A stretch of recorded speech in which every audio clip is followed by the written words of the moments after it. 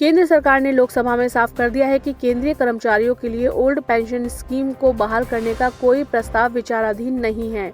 वित्त मंत्रालय ने कहा है कि भले ही कुछ राज्यों ने ओपीएस शुरू किया है, लेकिन नेशनल पेंशन स्कीम में जमा पेंशन फंड को राज्य को लौटाने का कोई नियम नहीं है। सरकार ने यूनिवर्सल पेंशन स्कीम के तहत मिलने वाले लाभों की जानकारी दी, पर यह भी स्पष्ट किया है कि कर्मचारियों के वेतन से कटे योगदान को वापस करने का कोई प्रावधान नहीं है।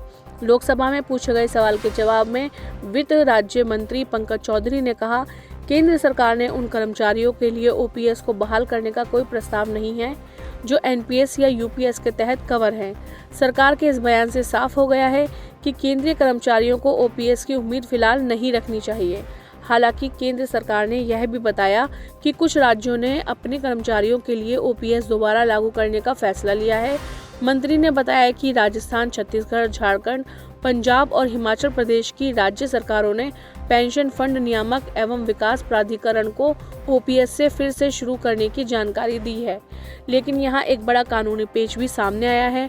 वित्त मंत्रालय के मुताबिक मौजूदा कानून के तहत एनपीएस में जमा कर्मचारियों और सरकार के योगदान की राशि को राज्यों को वापस लौटाने का कोई प्रावधान नहीं है। मंत्री ने स्पष्ट किया कि पीएफआरडीए एक्ट 2013 और एनपीएस से जुड़े नियमों में ऐसी व्यवस्था नहीं है जिससे जमा राशि को वापस राज्य सरकारों को सौंपा जा सके। सरकार ने बताया कि यूपीएस एक फंड आधारित पेंशन सिस्टम है जहां कर्मचारी और सरकार का नियमित योगदान निवेश के माध्यम से बढ़ता है। ये स्कीम रिटायरमेंट पर कर्मचारियों को कई सुनिश्चित लाभ प्रदान करती है जो एक सुरक्षित भविष्य के लिए महत्वपूर्ण है।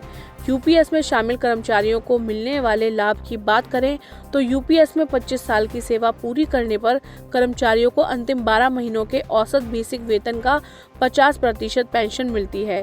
कर्मचारी के निधन पर पति या पत्नी को 60% फैमिली पेंशन का प्रावधान है।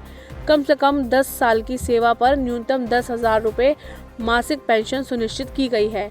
इसके अतिरिक्त सीपीआई आईडब्ल्यू पर आधारित महंगाई राहत, ग्रेच्युटी और एक मुश्त भुगतान का भी लाभ मिलता है।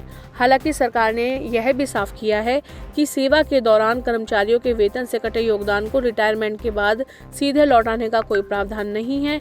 लोकसभा में दिए गए इस जवाब ने ओपीएस बनाम एनपीएस और यूपीएस की बहस पर केंद्र सरकार का रुख पूरी तरह साफ कर दिया है। केंद्रीय कर्मचारियों के लिए ओपीएस की वापसी फिलहाल दूर की बात नजर आ रही है।